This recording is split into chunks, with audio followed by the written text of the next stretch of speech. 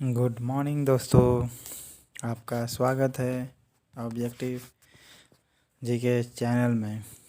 आज का पहला क्वेश्चन है दोस्तों, अच्छा लगे तो सब्सक्राइब करिएगा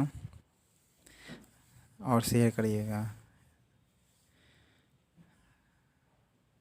नेक्स्ट क्वेश्चन है दोस्तों, आपको मैं इक्ष्वाकु तक करवा चुका था और पाल शासक के बारे में कि ये समर्थक था तो ये वो विरोधी था। इक्ष्वाकु विरोधी था, अपाल समर्थक था बौद्ध का। कथनों पर विचार करना है। हिंदू देवी देवताओं तथा मुस्लिम संतों की प्रशंसा में रचित गीतों का संग्रह किताब नवरस इब्राहिम आदिल शाह द्वितीय द्वारा लिखा गया है। तो देखना होगा सी दोस्तों कि हाँ 1 और 2 सही बात है कि देवी या देवताओं तथा मुस्लिम संतों की प्रशंसा में रचित गीतों है। ठीक है, किताब नवरस, क्या नाम है? किताब नवरस नाम है किताब का। ठीक है, जिसमें हिंदू देवी देवता और मुस्लिम संत इन दोनों को मिला करके रचित गीत है। ठीक है, क्या चीज़ है इसमें लिखा हुआ? गीत लिखा हुआ किताब नवरस में, जो इब्राहिम आदिल शाह द्वारा लिखा गया है। इब्राहिम आदिल शाह द्वितीय द्वारा, किसके द्वारा? इब्राहिम आदिल शाह द्वितीय द्वारा लिखा गया है किताब नवरस, जिसमें हिंदू देवी देवता और मुस्लिम संतों की प्रशंसा में गीत लिखा गया है। किसने लिखा है? इब्राहिम आदिल शाह द्वितीय ने। किताब का नाम किताब नवरस। नेक्स्ट है, भारत में कव्वाली शैली का जाने वाली संगीत शैली के प्रारंभिक रूप से आरंभिक किसने चालू किया था? तो अमीर खुसरो को जाना जाता है। कव्वाली का शुरुआत किसने किया था? तो अमीर खुसरो ने। नेक्स्ट है, निम्नलिखित कथनों में से कौन सा एक सही नहीं है? तो पहले जो सही है ये देखते हैं। अली मर्दाना खान ने बंगाल में राजस्व कृषि पद्धति का शुरुआत किया था।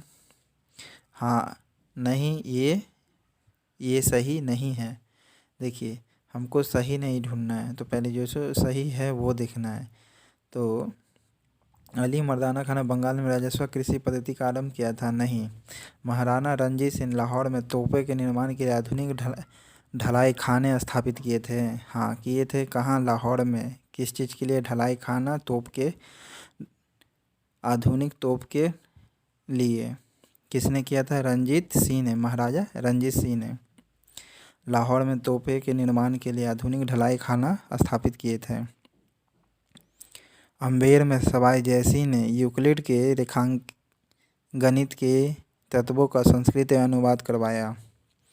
यूक्लिड का जो रेखागणित है उसको संस्कृत में कन्वर्ट करवाया, यानी अनुवाद करवाया। किसने? अम्बेर में सवाई जयसिंह ने।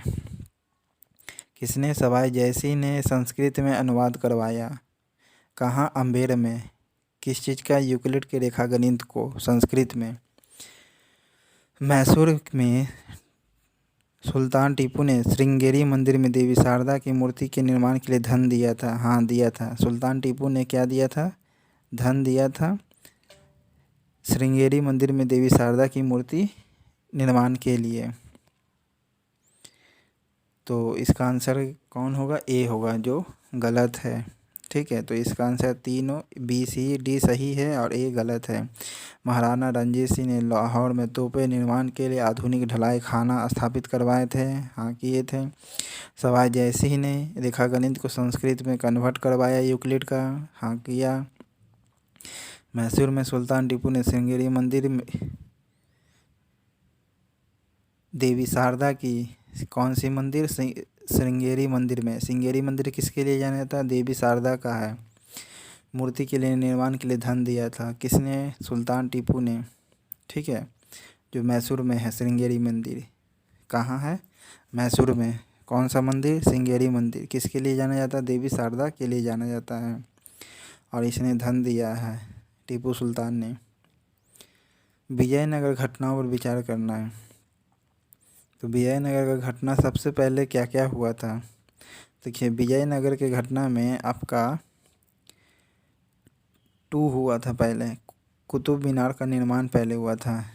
ठीक है, पहले कुतुब मीनार का निर्माण हुआ, फिर फिरोज़ तुगलक की मृत्यु हो गई, पहले फिरोज कुतुब मीनार का निर्माण हुआ, फिर फिरोज तुगलक की मृत्यु हो गई। तीसरा, पुर्तगालियों का भारत आगमन हुआ। फिरोज तुगलक की मृत्यु के बाद पुर्तगाली आए थे। पुर्तगाली कब आए थे? 1498 में, और उससे पहले फिरोज तुगलक की मृत्यु हो गई। कुतुब मीनार सबसे पहले बना, फिर लास्ट में विजयनगर के कृष्णदेव राय का शासनकाल आया। ठीक है,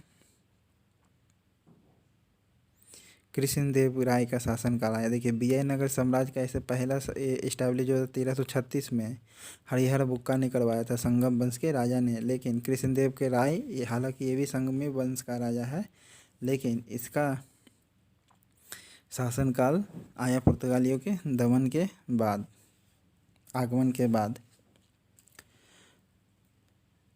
नेक्स्ट है दोस्तों आपका इक्तादारी प्रथा। ठीक है, क्या? इक्तादारी प्रथा के बारे में पढ़ना है, जिसमें इक्ता दिल्ली के सुल्तान को कहा जाता था। इस इक्ता किसको कहा जाता था? दिल्ली के सुल्तान को। जागीर क्या था? ये मुगल का था। अमरम क्या था? अमरम आपका क्या था दोस्तों? फोर्थ था विजयनगर। अमरम क्या था? अमरम उस समय विजयनगर कहलाता था। जागीर दिल्ली के मुगल के लिए, इक्ता दिल्ली के सुल्तान के लिए, मोकासा मराठा के लिए। मोकासा मराठा के लिए, मोकासा मराठा के लिए है। अमरम विजयनगर के लिए, मोकासा मराठा के लिए, अमरम विजयनगर के लिए। जागीर मुगल के लिए, इक्ता दिल्ली के सुल्तान के लिए। नेक्स्ट है काल क्रमानुसार बताना है दोस्तों। तो सबसे पहले क्या बना था? कुतुब मीनार बना था। सबसे पहले क्या बना था? कुतुब मीनार बना था। फिर तुगलकाबाद किला बना था। फिर क्या बना था? तुगलकाबाद किला बना था। फिर लोधी गार्डन बना था। फिर फतेहपुर सिकरी बना था। तो इसका आंसर क्या होगा?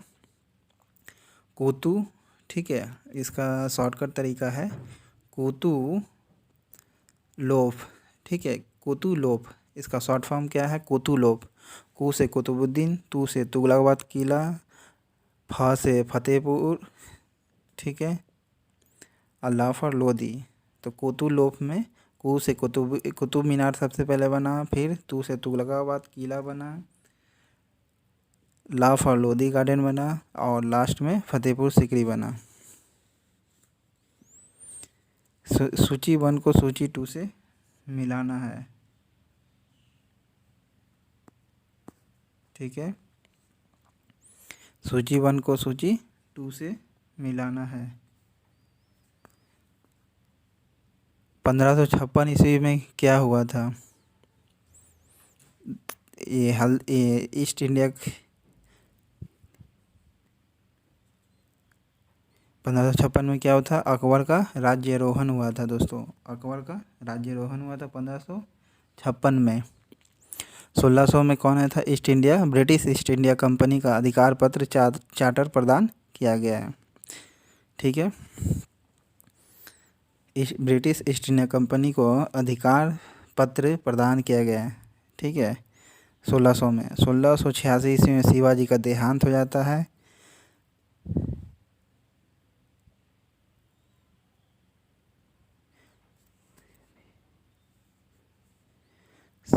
1686 में क्या होता है? शिवाजी का देहांत हो जाता है 1686 में। 1674 ईस्वी में शिवाजी को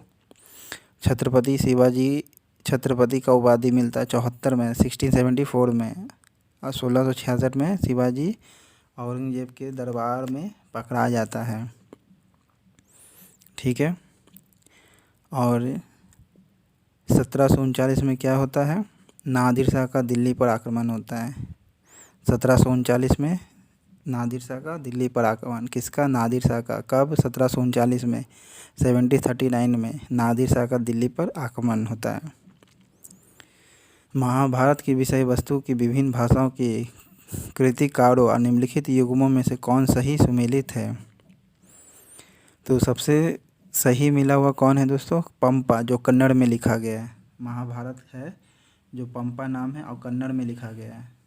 किस चीज़ में लिखा है? कन्नड़ में लिखा गया, पंपा का नाम है महाभारत का।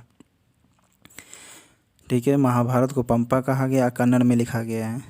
पानीपत की द्वितीय लड़ाई कब होती है? 1556 में।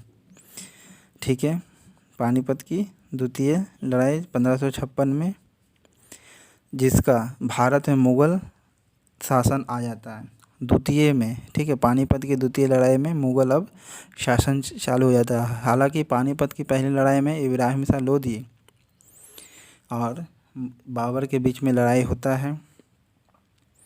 फिर तराइन के युद्ध के लिए तराइन के युद्ध से, यानी तराइन की द्वितीय लड़ाई से तुर्की शासन आ जाता है भारत में। तराइन के द्वितीय युद्ध से तुर्की शासन आ जाता है। पानीपत की द्वितीय लड़ाई से भारत में मुग़ल शासन आ जाता है। तालीकोटा की लड़ाई से विजयनगर साम्राज्य का अंत हो जाता है। जो तालीकोटा की लड़ाई विजयनगर साम्राज्य का पतन हो जाता है, 65 में हुआ था। तराइन के द्वितीय युद्ध से तुर्की शासन का अंत होता है। तालीकोटा की लड़ाई से विजयनगर साम्राज्य का अंत होता है। तराइन की द्वितीय लड़ाई से भारत में तुर्की शासन आता है। भारत में तुर्की शासन तराइन के द्वितीय लड़ाई से आता है। और पानीपत की द्वितीय लड़ाई से मुग़ल शासन आता है। तालीकोटा की लड़ाई से विजयनगर साम्राज्य का ख़त्म हो जाता है। प्लासी की लड़ाई से भारत में ब्रिटिश शासन आता है। तो इसका आंसर होगा डी, तालीकोटा की लड़ाई से विजयनगर साम्राज्य ख़त्म, तराइन की लड़ाई से द्वितीय लड़ाई से तुर्की शासन आ जाता है भारत में। कौन सा सही सुमेलित है? ठीक है, तो अमरावती में जो आंध्र प्रदेश में है, तो बौद्ध स्तूप के लिए जाना जाता है। अमरावती बौद्ध स्तूप किसके लिए जाना जाता है? अमरावती बौद्ध स्तूप जो है आंध्र प्रदेश में है। अमरावती बौद्ध स्तूप कहाँ है? आंध्र प्रदेश में। आंध्रा से अमरा याद रख सकते शॉर्ट। सूर्य मंदिर स्थित कहाँ है? तो सूर्य मंदिर कहाँ है? कोणार्क में दोस्तों। Thank you.